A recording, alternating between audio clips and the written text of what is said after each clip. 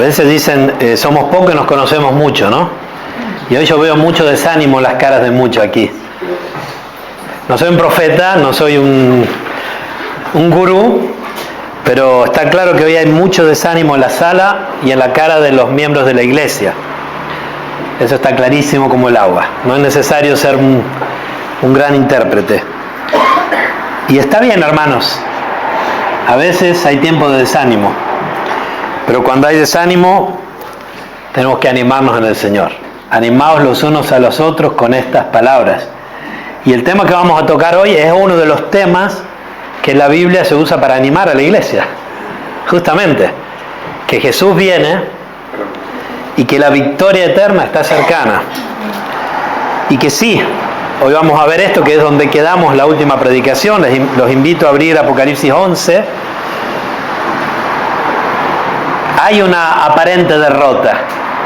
Hay una aparente derrota en el cotidiano, en nuestras vidas. Muchas veces el peso de nuestro pecado o el de lo que nos rodean nos hace pensar que no vivimos en el planeta Tierra, sino en un planeta en el que la gravedad es mucho más potente y somos más pequeños. ¿Saben que si viviéramos en un planeta con mayor gravedad, seríamos más enanos, no? Nos sentimos aplastados casi como si viviéramos en algún planeta con una gravedad, fuerza gravitacional más grande. Pero esto es pasajero y tampoco es real. Muchas veces lo que vivimos o sentimos no es lo verdadero, no es lo real. Y si me dices, no sabes cuánto real es mi dolor, sí, es real, no digo que sea una mentira, no digo que seas un holograma, como algunos científicos hoy hipotizan. No eres un holograma, eres un alma creada por Dios, pero te estoy diciendo que eso que tú sientes está siendo influenciado por una mala comprensión, o en muchos casos por una interpretación errónea de lo que es la verdadera realidad. Cuando dejamos de sopesar lo cotidiano en la balanza de lo temporal y lo eterno, perdemos de vista la dimensión de lo verdadero. Perdemos el concepto de lo que realmente es necesario, de lo que realmente es importante, que es lo trascendente. Es lo trascendente y eso es lo real. Y cuando comenzamos a ver la realidad a través de la verdad, la única verdad, que es a través de la lente de Jesucristo y de lo eterno y de lo trascendente y de lo espiritual y lo que tiene que ver con las almas, eso es lo real. Cuando nosotros ponemos lo que vivimos a la luz de eso, realmente nos vamos a dar cuenta que todo ese peso, que todas esas tristezas, que todos esos problemas son como nada. Son como nada, es verdad. Sí, sufrirás. Te enfermarás, te sanará el Señor si quiere o no, morirás en el lecho, en el hospital, no lo sabemos. Pero a la luz de lo eterno, eso no es nada. O sea, no es nada en el sentido de que no debería afectarte tanto como te afecta. Si leemos en Apocalipsis capítulo 11, versículos 7 al 19, para quienes no hayan estado en la última predicación, mírenla por favor porque van a perder muchas cosas. Pero ya hemos postulado que los dos testigos son ¿qué? La iglesia, ¿se acuerdan? Vimos en los pasajes paralelos, vimos en la realidad de todo que esos testigos, si quieren cerrar ahora por el ruido, ¿está bien? Era un poco para que se despertaran.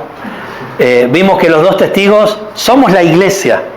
Esto no lo voy a volver a explicar hoy, lo vamos a dejar por sentado. Si alguien lo quiere ver, puede ir a ver la predicación última que hicimos de Apocalipsis capítulo 11, 1 al 6. Ahí explicamos por qué comprendemos que los dos testigos somos la iglesia. Y hoy vamos a concentrarnos en esta predicación que yo titulé de la derrota aparente a la victoria eterna. Y vamos a ver primeramente la aparente derrota o la aparente victoria de la bestia. Luego vamos a ver la victoria verdadera de la iglesia, de los 2 testigos y de la iglesia. Y luego vamos a ver, si llegamos, dudo, pero vamos a ver el reino consumado. Si no llegamos, eso será fruto de otra predicación. Y antes de entrar en esto, vamos a orar.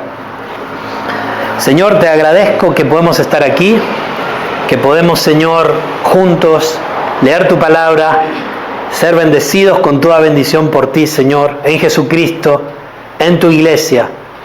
Padre, pido que tu Espíritu Santo obre en nuestros corazones, que derribe todo aquello que nos aleja de ti, sean pecados, Señor, guiándonos al arrepentimiento, sean convicciones erróneas de lo eterno y lo temporal, sean visiones extrañas de la realidad que están contaminadas por el pecado y por la mentira y por el engaño de Satanás, del mundo, de nuestra carne, de nuestro pasado, de lo que fuera, Señor.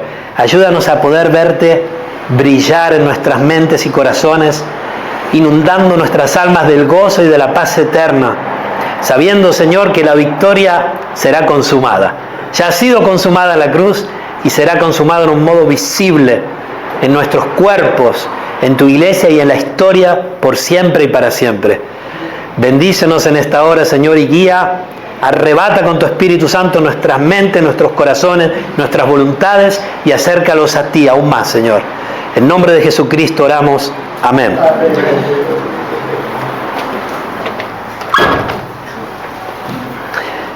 Leemos de Apocalipsis capítulo 11, versículos 7 en adelante. Dice: cuando hayan acabado su testimonio, los 2 testigos, la bestia que sube del abismo hará guerra contra ellos y los vencerá y los matará. ¿Alguna vez se preguntaron qué es la bestia?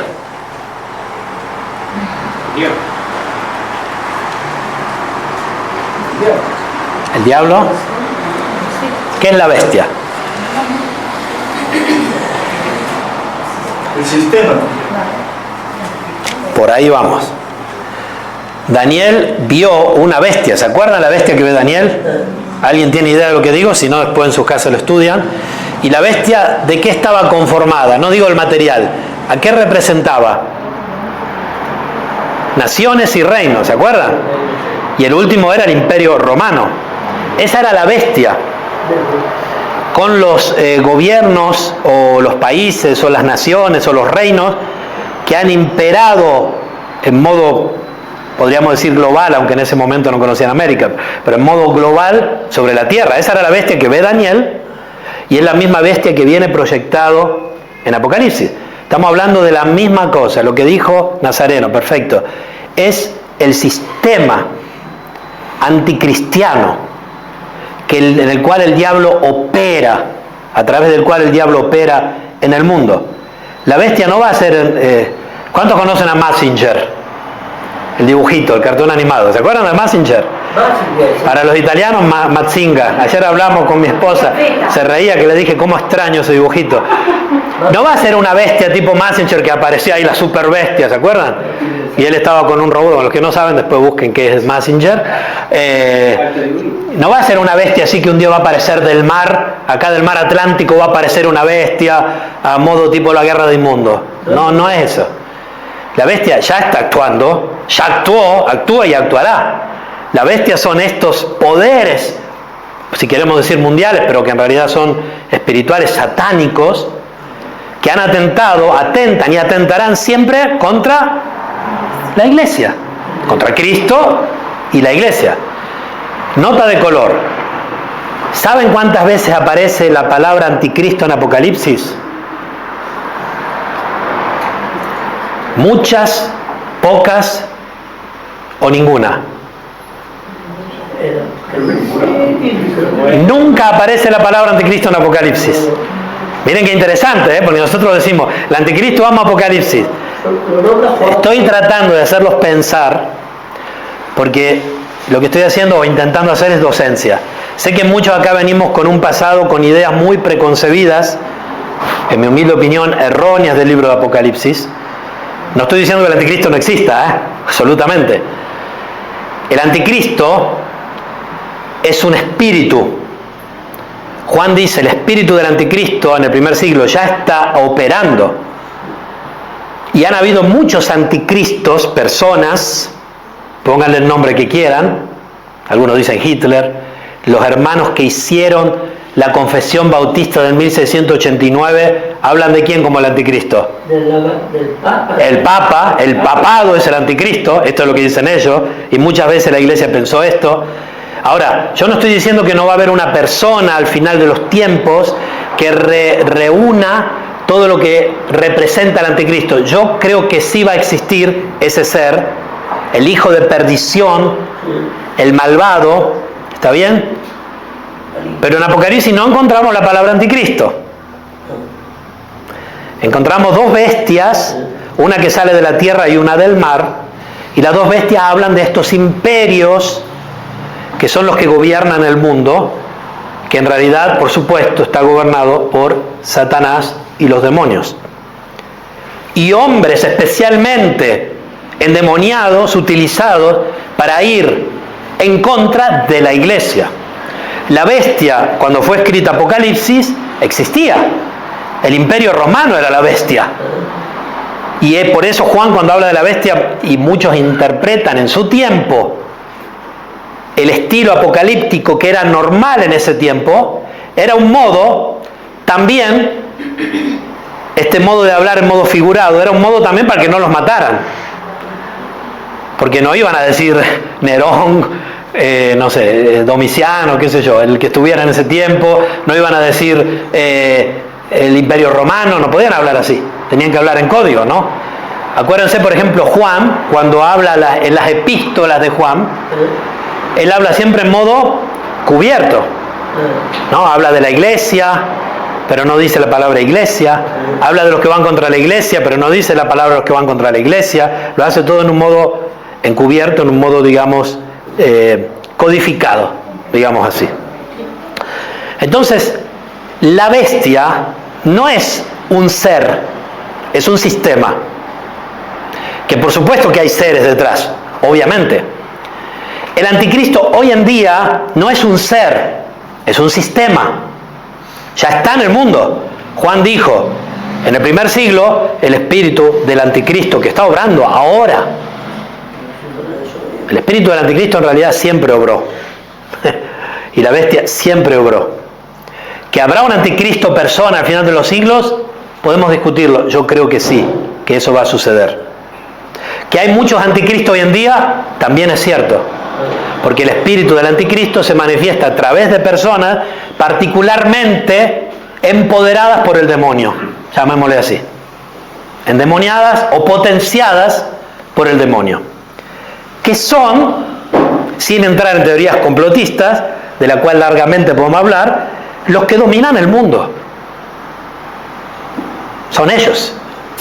Es el diablo, los demonios y estos seres que son entes para la subyugación del mundo a través de la mentira del diablo y para la persecución continua y constante de la iglesia. Llegará un momento en el que este sistema, y esto no es novedad, les hablé en la última predicación que antes del diluvio la iglesia había sido reducida ¿a cuántas personas? 8. En Sodoma y Gomorra no podemos cuantificarlo porque no sabemos si la esposa de Lot era o no de la iglesia. Las hijas tampoco lo sabemos. La Biblia habla solo del justo Lot. Podríamos decir, y pásenme, que la iglesia había sido reducida en esa región a una sola persona, Lot. Les hablé del ejemplo de Elías, cuando dijo, todos han muerto, solo yo he quedado. ¿Se acuerdan? Jezabel que lo quería matar. El Señor le dice, no te preocupes, que yo soy más grande que tú, tengo 7.000 rodillas. Pero la iglesia había sido reducida al mínimo en ese momento de la historia, en ese lugar. ¿Está bien? Lo mismo, bueno, pasó también en las persecuciones romanas. En medio de esas 10 persecuciones que el Imperio Romano hizo contra la iglesia, hubo un momento que la iglesia llegó a casi a desaparecer. No desapareció y jamás desaparecerá, porque la promesa del Señor es que las puertas del Hades no prevalecerán contra ellas. Pero, al final de los siglos, yo creo, porque acá también hay posturas distintas, pero lo veo claramente en las Escrituras y podría mostrárselo con muchos pasajes, que la iglesia llegará casi a desaparecer. Jesús lo dijo en Mateo 24, 25, por haberse aumentado la maldad, el amor de muchos se enfriará, ¿no? El que se perseverare hasta el fin será salvo. Si fuere posible, engañarán aún a los escogidos. Sabemos que eso no es posible, pero esto no está hablando de un endebilitamiento de la iglesia a causa de una grandísima y tremenda persecución. A tal punto que el libro de Daniel dice en el capítulo 7, versículo 21, no tienes que ponerlo, dice: el cuerno hacía guerra contra los santos y los vencía. Los vencía. Y aquí, en el capítulo 11, versículo 7, dice: cuando hayan acabado su testimonio, la iglesia, los dos testigos, la bestia que sube del abismo hará guerra contra ellos y los vencerá y los matará. Si bien yo les dije que la bestia siempre estuvo obrando y siempre fue contra la iglesia, y la iglesia muchas veces fue debilitada, aquí está hablando de algo que aún no ha sucedido, pero que sucederá. Habrá, antes que Cristo se manifieste, habrá una grandísima persecución contra la iglesia, que ya existe, pero se incrementará a tal punto que acá la Escritura dice que la bestia los vencerá y los matará.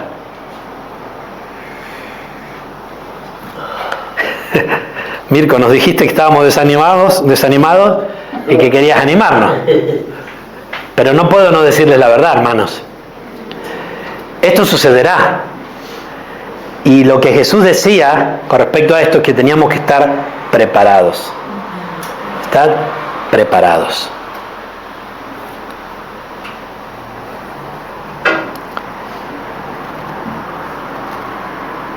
El día de la crucifixión, se los dije la última vez, Satanás pensó que había vencido. ¿O no? Pero lo que era una aparente derrota, al tercer día se convirtió en una verdadera, gloriosa victoria, la victoria de Jesucristo.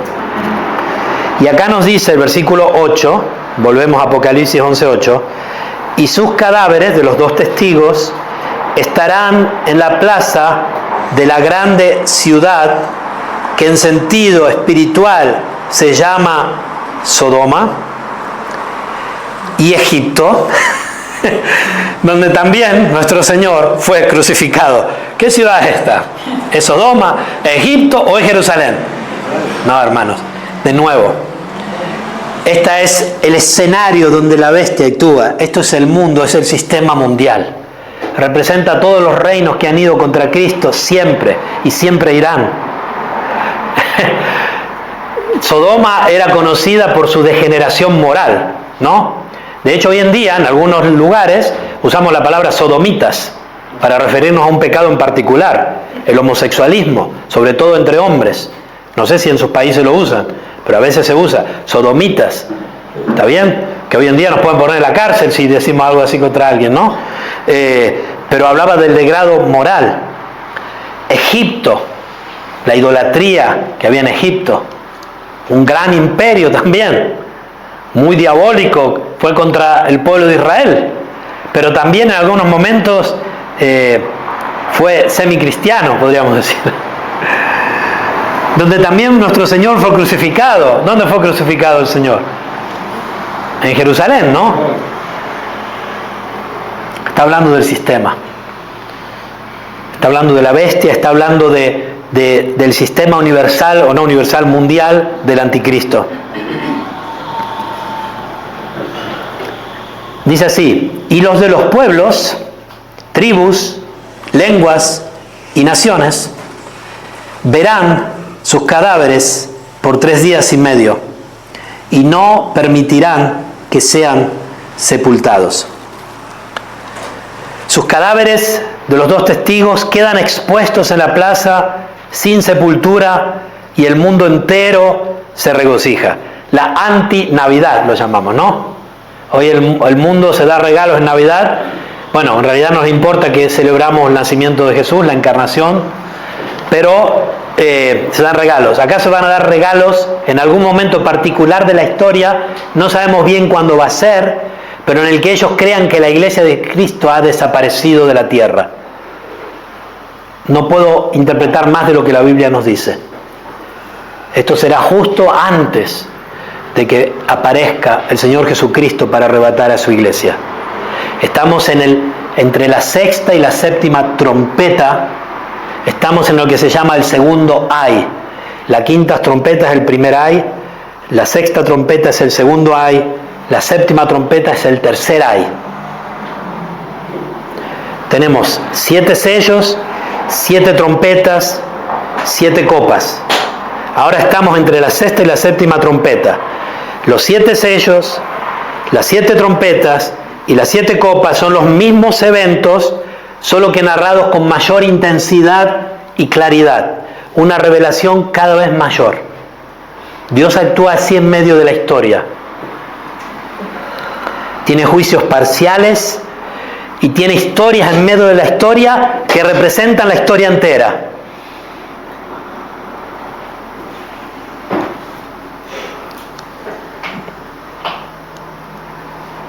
Cristo estuvo en la tumba 3 días y 3 noches. La iglesia parecerá que fue derrotada por 3 días y medio. No sé a qué se refiere. No sé si son años, no me importa, no es importante, es irrelevante. La iglesia al final de los tiempos parecerá que ha desaparecido, a tal punto que el mundo festejará por esta aparente desaparición. Pero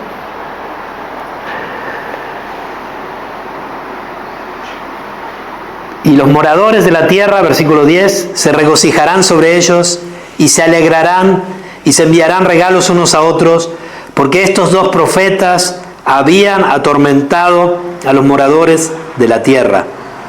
Sabemos que el anticristo persona, el último, hará una persecución total contra la iglesia. Y es probable que en esta persecución, la Biblia nos habla que morirá la gran mayoría de la iglesia, quizás hasta lo lleven a algún lugar en particular y por eso el mundo pueda festejar, como decir, nos liberamos de ellos. ¿No?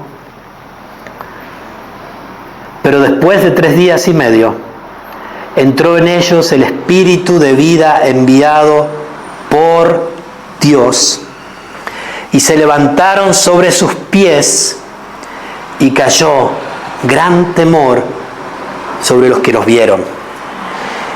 Esta es la resurrección de los cuerpos de los que son parte de la iglesia. Ustedes saben que las almas de los que han muerto en el Señor están delante del trono. Están ahí, los 24 ancianos, según algunos. 12 tribus de Israel, 12 apóstoles. Los cristianos de todos los tiempos, para mí la iglesia está delante del Señor, sus almas, pero no sus cuerpos. Ellos aún están esperando recibir los cuerpos glorificados. Y eso sucederá en la resurrección. La resurrección de los cuerpos será el evento que inicie el arrebatamiento de la iglesia. Así lo dice Pablo.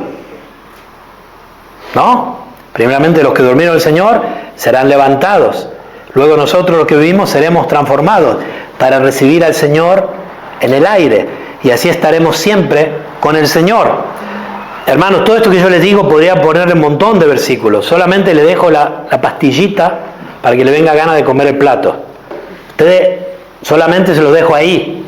¿Está bien? Sé que muchos no le cuadrarán las ideas, muchos dirán no puede ser así. Bueno, estúdienlo. Estoy tratando de hacerle cerrar el círculo para que vean lo que yo estoy viendo. ¿Está bien?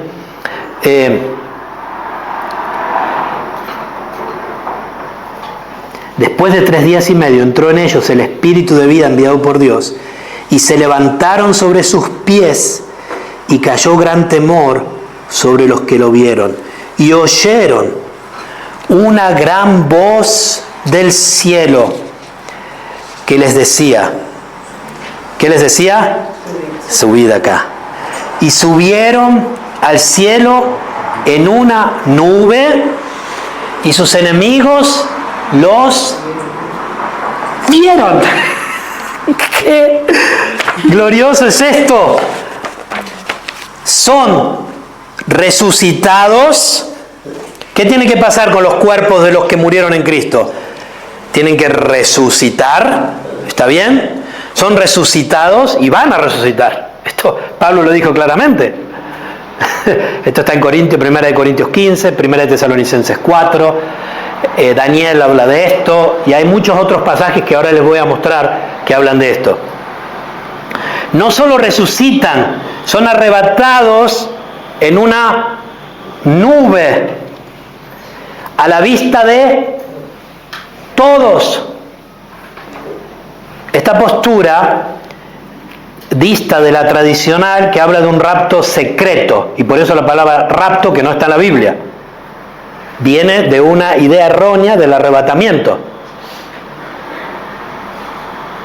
No es que la palabra rapto no está en la Biblia, o sea, el concepto de un arrebatamiento escondido, que el mundo no sabe qué pasó, pero desaparecieron millones de personas, que es lo que la mayoría de los evangélicos creen en el mundo.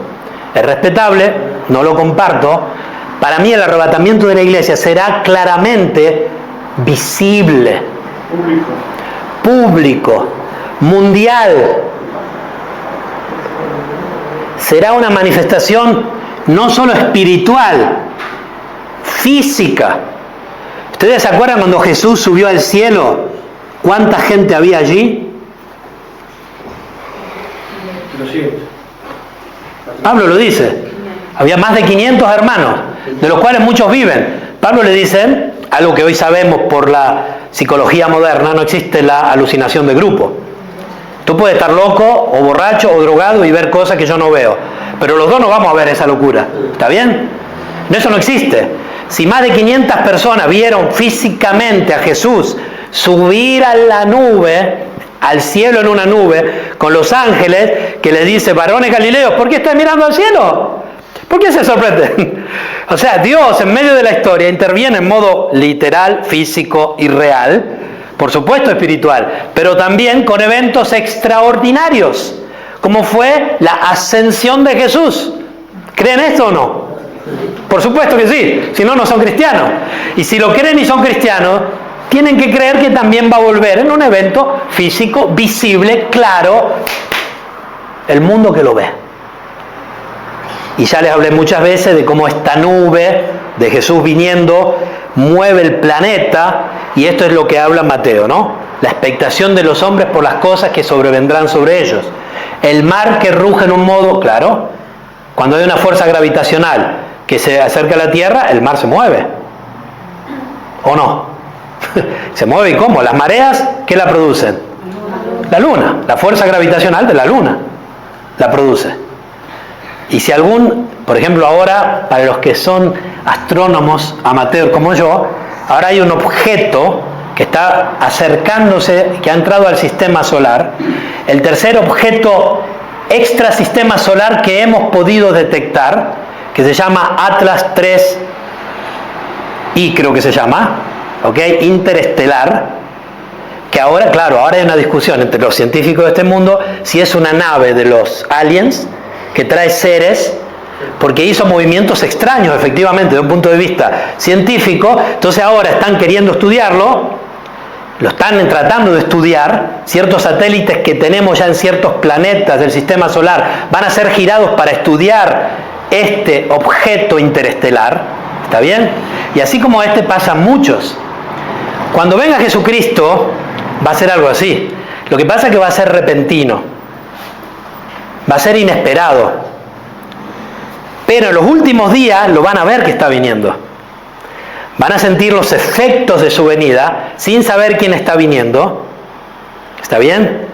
Y a un cierto punto, cuando estén festejando que la iglesia ha sido derrotada, pero por otro lado, haya habido miedo por cosas que pasaron a nivel astronómicos. Pero por otro lado, paradójicamente, va a haber un líder mundial que va a traer una paz en el mundo, una estabilidad sorprendente, única. El anticristo va a traer también eso. Es algo interesante porque ahora estamos viendo, le estoy describiendo cosas que parecen contradictorias, pero no lo son. Es que no sabemos exactamente el orden de los eventos, exactamente cómo se hará.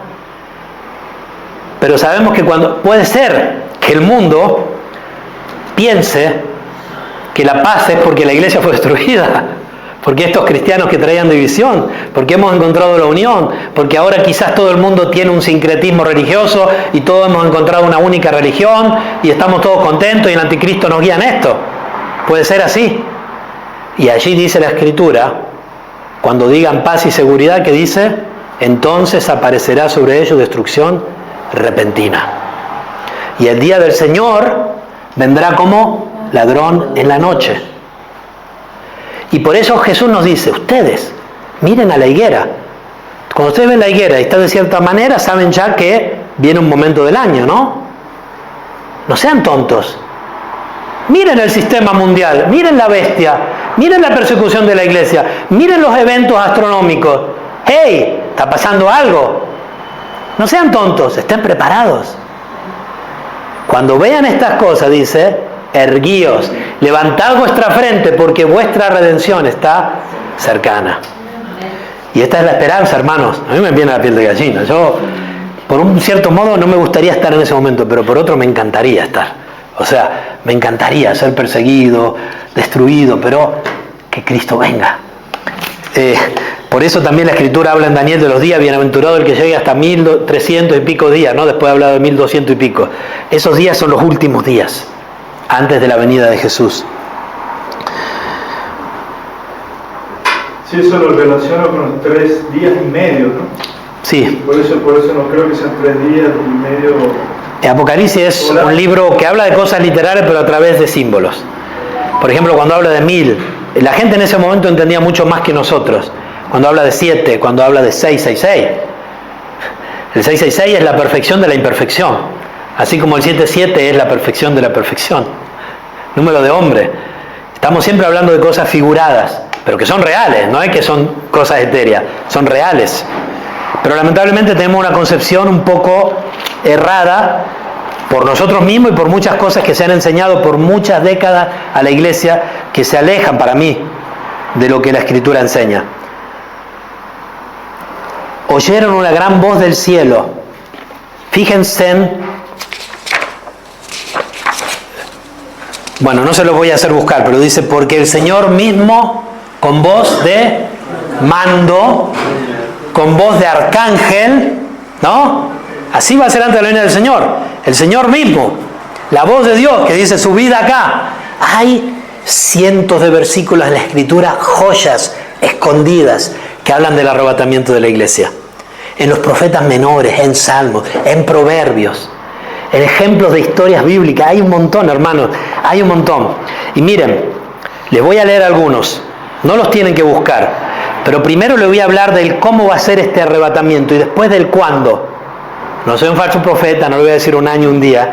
Le voy a decir el cuándo según el orden de los eventos, según mi humilde opinión. Pero fíjense el cómo. El cómo va a ser. Ya dije que va a ser visible. En Apocalipsis 1:7 dice que, lo leo yo, y aquí que viene con las nubes, Jesucristo, y todo ojo le verá, y los que les traspasaron, y todos los linajes de la tierra harán lamentación por él. Sí, amén. Después de haber destruido aparentemente a la iglesia, el mundo celebre, vendrá esta conmoción mundial, y ahora en cierto punto aparecerá la nube de Jesucristo y todo ojo le verá. Y cuando eso aparezca, sucederá el arrebatamiento de la iglesia, que esté en ese tiempo en la tierra y antes la resurrección de los cuerpos y el arrebatamiento de los cuerpos glorificados que se unirán con las almas de los que están en el cielo, que son parte de la iglesia. Pero miren cómo sucederá. Le leo Romanos 16:20. No tienen que buscarlo si no quieren. Dice así: y el Dios de paz aplastará pronto a Satanás bajo vuestros pies. Hermano, esto no es figurado, esto es literal. Nosotros vamos a ser arrebatados y bajo nuestros pies Satanás va a ser aplastado. Es emocionante. Hermano, así será. Pero esto ya estaba también en Génesis 3:15. ¿No? Sí. Tú le herirás la calcañar y ella te herirá la cabeza. Nosotros vamos a pisotear, y yo no soy un pentecostal que están ahí, pisotea a Satanás. No, esto va a pasar en el arrebatamiento. Perdón, los pentecostales, perdón. Dice Isaías 26: tus muertos vivirán, sus cuerpos resucitarán. Esto es el arrebatamiento de la iglesia. En Isaías dice: despertad y cantad, moradores del polvo, porque tu rocío, el rocío de Jesús, el rocío de la mañana. Saben que a veces habla de Jesús como la venida de Jesús como el rocío de la mañana. Tu rocío es cual rocío de luz. Y la tierra dará salida a los muertos. Este es el arrebatamiento de la iglesia. Salid, pueblo mío. Miren acá, oyeron una voz del cielo que decía: subid acá, salid, pueblo mío, entra en tus cámaras, voy a preparar lugar para vosotros. Que Juan 14, ¿no? Y cierra tras ti tu puerta, escóndete un poco hasta que pase la indignación. ¿Qué va a pasar en la tierra después del arrebatamiento? El día de la ira del Cordero. Séptima trompeta, séptima copa, séptimo sello. Se va a desencadenar la indignación de Dios final contra los moradores del mundo y contra todo. La bestia, el falso profeta, Satanás. Miren, ya se los dije la otra vez, pero esto es glorioso. Satanás, al inicio, ¿qué quería? ¿Dónde quería ir a él? El lugar de Dios, ¿no? Él dijo: yo voy a subir y me voy a sentar al lado de Dios y voy a ser como Dios. Tengo un montón de versículos acá, pero créanme, Ezequiel 28, Isaías 14, subiré a los lados del abismo. Él que quería subir. Y a un cierto punto, ¿Dios qué hizo? Lo echó del cielo. La maldición de Satanás dice: eres echado a la tierra. Jesús dijo, veía a Satanás caer como un rayo. Los amilenialistas usan esto para decir que ahora estamos en el milenio. Este es un gran argumento, pero hoy no vamos a hablar de eso. Pero Satanás indudablemente fue echado, lanzado a la tierra. Él quería subir y fue bajado. ¿Y sabe qué va a pasar con Satanás? Va a bajar más, porque va a ser lanzado al lago de fuego.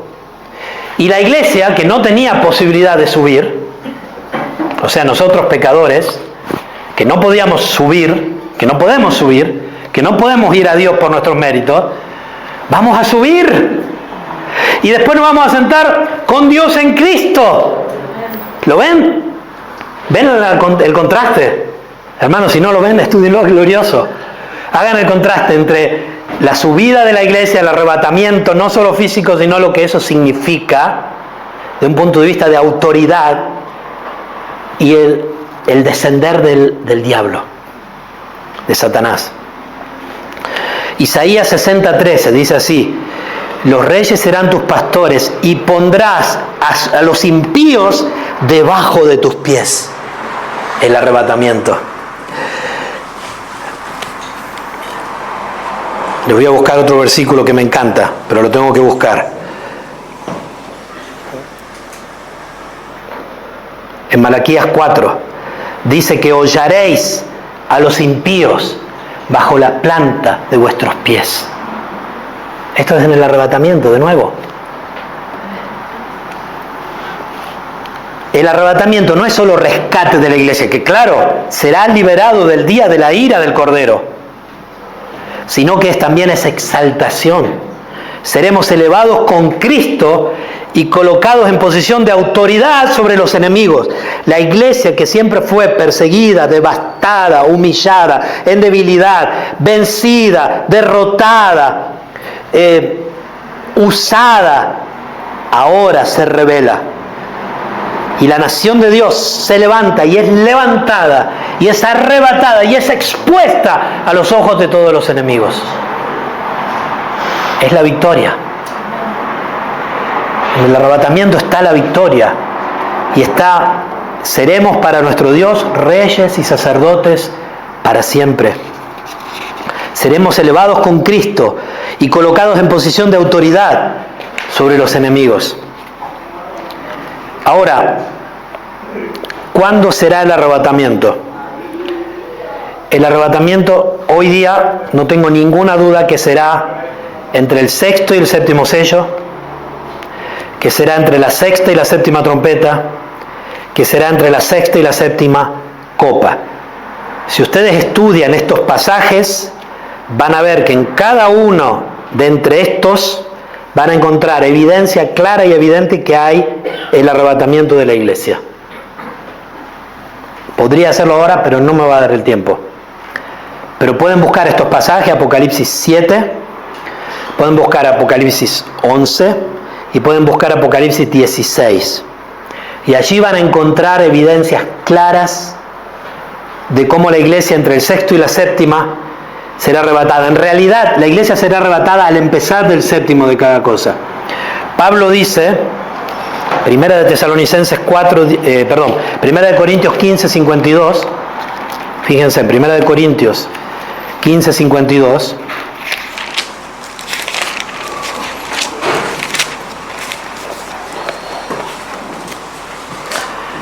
he aquí os digo un misterio, dice Pablo. No todos dormiremos. Por supuesto, no toda la iglesia estará muerta cuando venga Cristo. Pero todos seremos transformados. En un momento, en un abrir y cerrar de ojos. ¿Cuándo? Como les dije la última vez, nunca en mi vida, en 40 años de cristiano, había conectado esta trompeta con la séptima trompeta de Apocalipsis. Pero es esa. ¿Cuál es la última trompeta? La séptima. Cuando la séptima trompeta se toque, a la final trompeta, porque se tocarán trompetas, y sabemos que estas trompetas no son un sonido que quizás habrá. Estas trompetas son eventos en medio de la historia, porque así lo hemos visto. Eventos celestiales y terrenales, eventos espirituales y físicos. En la final trompeta, que es la séptima, entonces ahí, que dice, me fui, ¿cómo sigue después? Al final trompeta.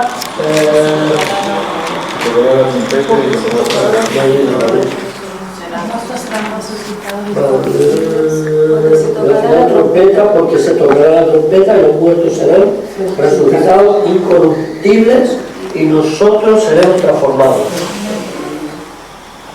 Yo creo que la evidencia es fuerte, ¿eh? Después estudienlo.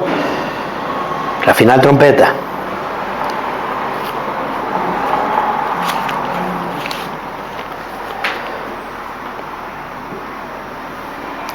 En Primera de Tesalonicenses, lo leo yo, capítulo 4, versículos 16 y 17, 4, 16, 17, porque el Señor mismo con voz de mando, con la voz de arcángel, acuérdense en Mateo, dice que van a venir 4 ángeles que van a recoger a los escogidos de los 4 lugares de la tierra. Estamos siempre hablando del arrebatamiento, con voz de arcángel, porque los arcángeles estos van a gritar, y con trompeta de Dios descenderá del cielo. Y los muertos en Cristo resucitarán primero. Luego nosotros, los que vivimos, los que hayamos quedado, es decir, los cristianos que estén vivos en ese tiempo, porque aunque parezca que los han vencido, quedarán cristianos, ¿ok? Descenderá, y luego nosotros, los que vivimos, los que hayamos quedado, seremos arrebatados juntamente con ellos en las nubes para recibir al Señor en el aire. Y así estaremos siempre con el Señor. Por tanto, alentaos los unos a los otros con estas palabras. Pero, por si alguien tiene duda de lo que estoy diciendo, y sé que tienen dudas, pero no importa, está buenísimo que tengan dudas. Pero acerca de los tiempos y de las ocasiones, Pablo les dice a ellos, no a nosotros, porque nosotros sí que las tenemos, no tenéis necesidad, hermano, de que os escriba, porque vosotros sabéis perfectamente que el día del Señor vendrá así como ladrón en la noche. Que cuando digan paz y seguridad, entonces vendrá sobre ellos destrucción repentina, como los dolores a las mujeres encinta, y no escaparán. Este es el día de la ira. Esta es la séptima copa, la séptima trompeta completada, el tercer ay, el séptimo sello.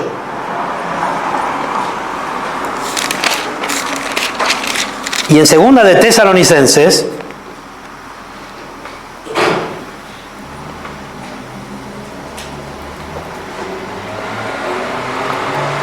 capítulo 2, segunda de Tesalonicenses 2, dice así el apóstol Pablo: pero con respecto a la venida de nuestro Señor Jesucristo y nuestra reunión con Él, está hablando de un único evento. Si ustedes ven dos eventos en esta frase, yo no los veo. La venida de nuestro Señor Jesucristo y nuestra reunión con Él, para mí, al menos en nuestra lengua, está hablando del mismo evento.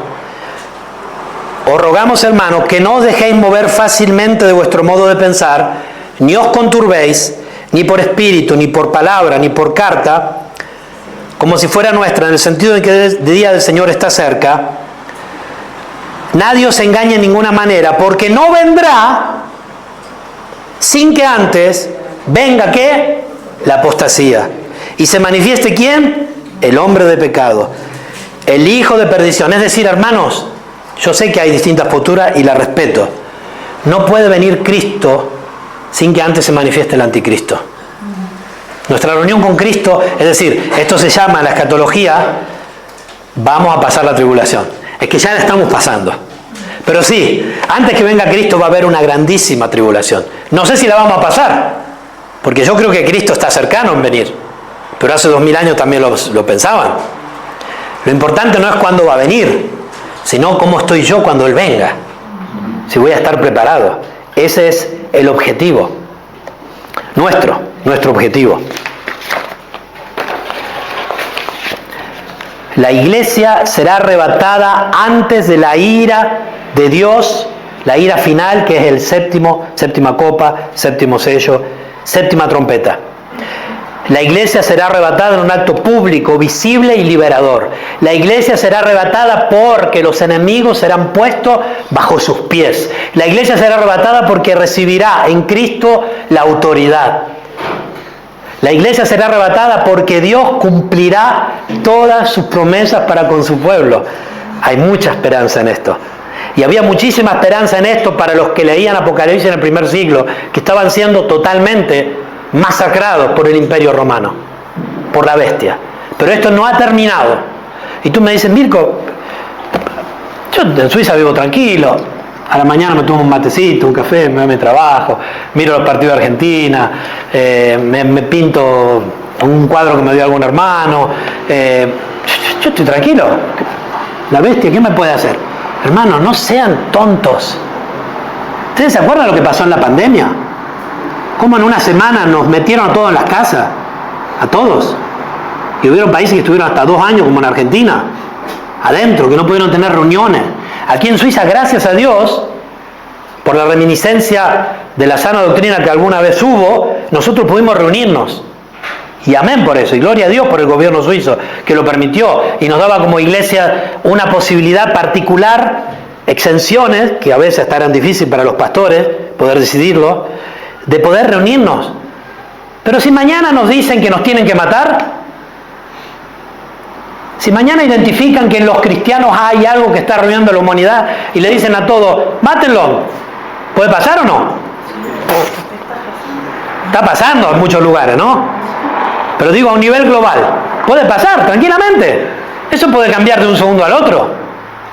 No es necesario que haya un evento cataclísmico, que lo habrán después, pero no es necesario. La iglesia tiene que estar preparada. Ya pasó, pasa y pasará. Y al final será en un modo muy intenso, muy claro. Entonces, de frente a eso tenemos que vivir con la certeza de que Dios guarda y protege a su iglesia antes del juicio. Porque Dios nos guarda. Dios nos guarda. No quiere decir que no vamos a morir, quizás muramos, pero en el morir nos guardará. Mantente vigilante y preparado, consciente de la venida de Cristo. Confía en que aunque el mundo enfrente juicio, tú serás elevado con Cristo y colocado en autoridad sobre los impíos. No pienses que todas las discusiones aparentes que tuviste con algún incrédulo quedarán en la nada. No estoy hablando de discusiones de si tú tenías razón, Estoy hablando de discusiones de cuál era la verdad. Todo eso será expuesto. Tu cabeza será levantada. No me va a dar tiempo. Versículo, pero lo quiero dejar al menos un poquito, porque después vamos a seguir la próxima vez, porque es que hay tanto del glorioso en lo próximo que viene, que no quisiera reducirlo a 7 minutos. Volvemos al pasaje 11:12, y oyeron una gran voz del cielo que les decía: subid acá, y subieron al cielo en una nube, y sus enemigos los vieron, y en aquella hora hubo un gran terremoto, y la 10ª parte de la ciudad se derrumbó. Hermanos, esta es la misma ciudad, que no es una ciudad de la que estaba hablando antes en el versículo 8. No es una ciudad en sí. Esto está hablando del sistema mundial, que viene sacudido ahora sí por el juicio directo de Dios. Empieza la destrucción final del mundo, de los impíos, de sus reinos, de Satanás, de los que han gobernado. La 10ª parte de la ciudad se derrumbó, y por el terremoto murieron el número de 7.000 hombres. Ya saben que 7.000 puede ser algo que habla de una gran masacre. 7.000 era un número para hablar de algo completo, grande, inmenso. Y los demás se aterrorizaron y dieron gloria al Dios del cielo. Atención, esta gloria al Dios del cielo no quiere decir que se han convertido. Esta gloria al Dios del cielo es que comienzan a reconocer quién está viniendo. Ya no hay salvación. Ya serán puestos bajo el juicio. Y no habla de esa gloria de Dios, a dar gloria de un arrepentimiento. No habla de eso. El segundo ay pasó. He aquí el tercer ay viene. Va a venir el tercer ay, que va a ser el 7º de cada cosa, la 7ª trompeta. Y les leo el pasaje solo para terminar. Y la próxima vez lo estudiamos juntos. El 7º ángel tocó la trompeta, y hubo grandes voces en el cielo. Acá estábamos viendo lo que va a pasar en la tierra. Ahora Juan de nuevo nos lleva a lo que está pasando en el cielo. ¿Está bien? Y recuérdense que ahora la iglesia ha sido puesta en el cielo. ¿Se acuerdan? Entre el 6º y el 7º sello que veíamos los 144.000, y después veíamos este grupo en el cielo, que le dice Juan: ¿de dónde han venido? No sé, lo sabes tú, ¿no? La iglesia, de nuevo, ¿no? De toda lengua, nación, pueblo y tribu. Acá lo mismo. En el cielo ahora pasamos a la visión celestial, vemos grandes voces de júbilo que dicen: los reinos del mundo han venido a ser de nuestro Señor y de su Cristo. En el cielo están mirando lo que está pasando en la tierra, están sabiendo, porque la iglesia ha llegado allí, los cuerpos de los glorificados han llegado allí. Antes estaban las almas. Esto es espiritual, es físico, pero es más espiritual. Ahora están los cuerpos, la iglesia allí.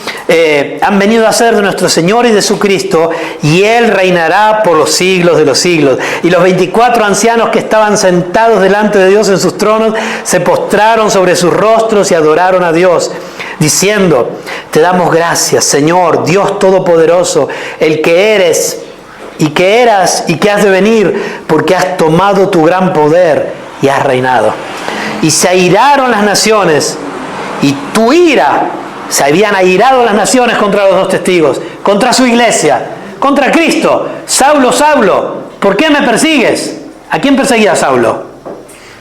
¿A Cristo? ¿A la iglesia? No, ¿por qué me persigues? Saulo ni sabía quién era Cristo. ¿Por qué me persigues? Estaba persiguiendo a su iglesia. Se airaron las naciones contra su iglesia y contra Cristo, y tu ira ha venido, y el tiempo de juzgar a los muertos y de dar el galardón a tus siervos los profetas, a los santos y a los que temen tu nombre, a los pequeños y a los grandes, y de destruir a los que destruyen la tierra. Y el templo de Dios, están en el cielo, fue abierto en el cielo, y el arca de su pacto se veía en el templo, en el cielo. Y hubo relámpagos, voces, truenos, un terremoto y grande granizo. Este pasaje es glorioso. Vemos el arca que buscaba Indiana Jones. ¿Se acuerdan? ¿Se acuerdan de Indiana Jones? A la búsqueda del arca perdida. ¿La vieron esa película? Estaba buscando. Para poder gobernar, luchaba contra los nazis, ¿no? Esa película. Para poder gobernar naciones, pueblos. El arca de Dios no habla de eso. Si bien es verdad que cuando el arca fue llevado a lugares que Dios no quería, morían todos los que estaban luego. Bueno, después los mandan con los tumores de oro y todo eso. El arca de Dios habla de la fidelidad de Dios. En el arca de Dios estaba la vara de Aarón, el maná, y otra cosa, y las tablas. Y ahí hablan de la fidelidad de Dios. Y esa arca que aún muchos en el mundo todavía buscan, quizás Dios la puso en el cielo en modo físico, no lo sé, pero habla de la fidelidad de Dios para su pueblo. Y habla de la nueva creación. Ahí se abre una puerta hacia lo eterno. La nueva creación que hay en Cristo Jesús. ¿Es glorioso o no es glorioso? ¿Hay esperanza o no hay esperanza? Hay esperanza y grande. Y la próxima vez vamos a terminar, vamos a hacer una predicación sobre estos pasajes 7, 15 al 19 y vamos a ver que la aparente victoria en realidad se transforma en una victoria, la aparente derrota en realidad se transforma en una victoria eterna y gloriosa. Por eso, dice Pablo, alentamos unos a los otros con esta palabra. ¿Seremos perseguidos? Sí. ¿Seremos atribulados? Sí. ¿Nos van a matar? Sí. ¿Nos van a cortar la cabeza? Sí. Probablemente, quizás no todos, ¿verdad que no? ¿Es glorioso? Sí. Porque Cristo va a venir. Porque ahí, miren, les aseguro que si eso sucede en nuestra vida, si nos están persiguiendo, les aseguro que van a tener más gozo que hoy. Se los aseguro. Van a estar más gozosos que hoy. Van a estar más concentrados en lo eterno. Van a ver realmente lo que vale la pena. ¿O no? Oremos. Señor, te agradecemos por tu palabra. No sabemos todo ni mucho. Sabemos poco, pero Señor, queremos estar preparados. Como pastor de esta iglesia, como uno de los ancianos, deseo que mis hermanos y hermanas y que yo también esté preparado. No quiero que me agarre desprevenido, no quiero que me agarre ignorante, no quiero que me agarre indiferente, no quiero que me agarre frío hacia ti, no quiero que me agarre con proporciones en mi vida totalmente desproporcionadas respecto a lo que es realmente importante, Señor. Sacude nuestras vidas. Si tienes que hacerlo, sacúdenos. Señor, ayúdanos. Sabemos que en ti, aún en medio del dolor, hay gozo. Que no siempre hay dolor, hay tantas risas, hay tanta salud, hay tanta abundancia. Sabemos, Señor, que no es que nos pasa todo lo malo que nos podría pasar. Y lo poco de malo que nos pasa, en realidad nos pasa porque es para nuestro bien, Señor. Entonces confiamos en ti. Ayúdame, Señor, ayúdanos. Y que estas palabras y que estas realidades nos traigan aliento, nos traigan consuelo, nos traigan esperanza, nos traigan gozo, nos traigan prioridades correctas en nuestras vidas, Señor. Por favor, ayúdanos, Señor. Por los méritos de Jesucristo, por su reino, por su gloria, a quien amamos.